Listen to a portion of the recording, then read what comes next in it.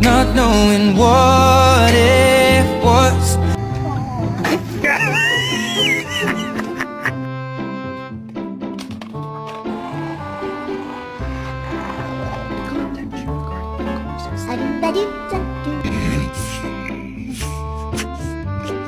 Place Buford. Buford, you listen?